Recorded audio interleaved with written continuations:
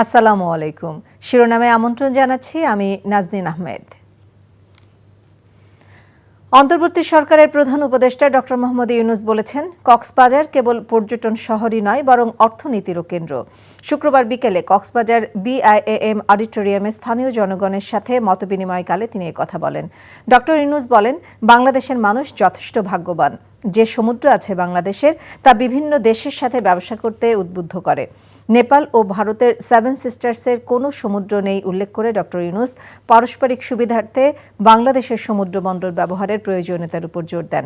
মতবিনিময় সভায় কক্সবাজারের উন্নয়নে বিভিন্ন শ্রেণী পেশার মানুষ প্রধান উপদেষ্টার কাছে কয়েকটি প্রস্তাব ও দাবি তুলে ধরেন। এই ঈদে জামা জুতো অ্যাকসেসরিজের ডিসকাউন্ট। ইতিহাসের সর্বোচ্চ দামে বিক্রি হচ্ছে বাঙালির প্রধান খাবার চাল। গত 2 মাসে কয়েক দফায় কেজিতে 17 টাকা বেড়ে মিনিকেট চাল বিক্রি হচ্ছে 85 টাকায়।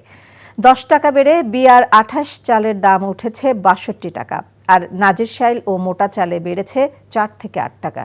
বিক্রেতারা বলছেন, চালের বাজারে চলছে সিন্ডিকেটের চালবাজি, আর মিল মালিকরা দায় চাপাচ্ছেন কর্পোরেট কোম্পানিগুলোর উপর। সেলিম মালিকের রিপোর্ট। রাজধানীর কাউরান বাজারে চাল কিনতে এসে বেশ বেকায়দায় ক্রেতারা।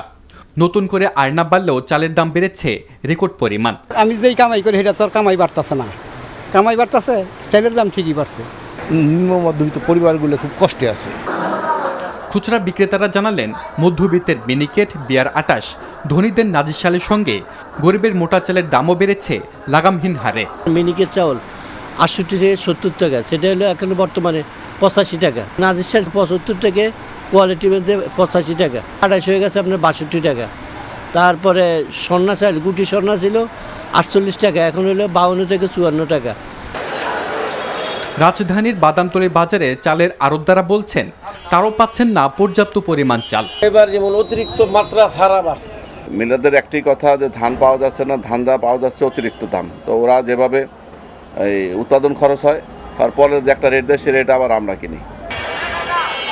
হঠাৎ চালের বাজারে এমন অস্থিরতার পেছনে কারণ কি? আমদানিতে কোনো সংকট রয়েছে? কারণ আমাদের প্রচুর চাল বর্ডারে আটকে আছে, যেগুলোর কোনো খরিদ্দার নেই, আমরা বেচতে পারতেছি না।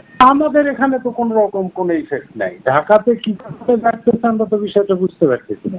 73 টাকা পড়তা হচ্ছে ইন্ডিয়ান চালটা। তবে কুষ্টিয়ার মিল মালিকদের দাবি, অস্থিরতার পেছনে কর্পোরেট কোম্পানিগুলোর হাত রয়েছে। এই কর্পোরেট কোম্পানিগুলো এসে প্রথম পর্যায়ে চাষিদের কাছে সম্পূর্ণ ধান তারা কিনে নেয়।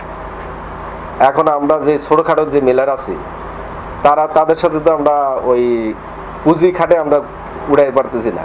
এখন আমাদের কোনো মেলারদের কাছে কোনো ধান মজুদ পাবেন না, বরঞ্চ তাদের কাছ থেকে ধান কিনে এনে আমরা এখন চাল বানাই বেচতেছি।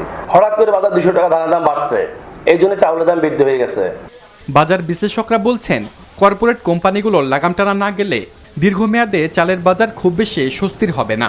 এই কর্পোরেটগুলো যদি একসময় অনেক বড় রাঘব বোয়ালের মতো অনেক বড় একটা শক্তিশালী একটা ফ্যাক্টর হয়ে যায়, তখন যত আইনি করেন, যত চিৎকারি দেন, তখন তো সামাল দিতে পারবেন না। এখনই মার্কেটে কম্পিটিশনে বাড়ানো যায়, ওদের ক্ষমতা কমিয়ে, ওদের সক্ষমতা কমিয়ে, সে ব্যাপারে আশু পদক্ষেপ নেওয়া উচিত বলে আমি মনে করি। সংকট সমাধানে সরকারকে সমন্বিত উদ্যোগ নেওয়ার আহ্বান এই বিশ্লেষকের। এখানে সিন্ডিকেট হতে পারে। সেলিম মালিক, NTV নিউজ, ঢাকা। এই ঈদে জামা জুতো অ্যাকসেসরিজের ডিসকাউন্ট। শিরোনাম এটুকুই। এই খবরের ভিডিও সহ আপডেট জানতে ভিজিট করুন NTV অনলাইন www.ntvbd.com। এছাড়াও NTVর জনপ্রিয় সব অনুষ্ঠান ও খবরের আপডেট জানতে ভিজিট করুন আমাদের ইউটিউব ও ভেরিফাইড ফেসবুক পেজ।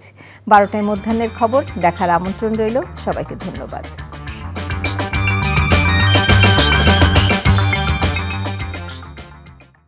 এই ঈদে জামা জুতো অ্যাকসেসরিজের ডিসকাউন্ট।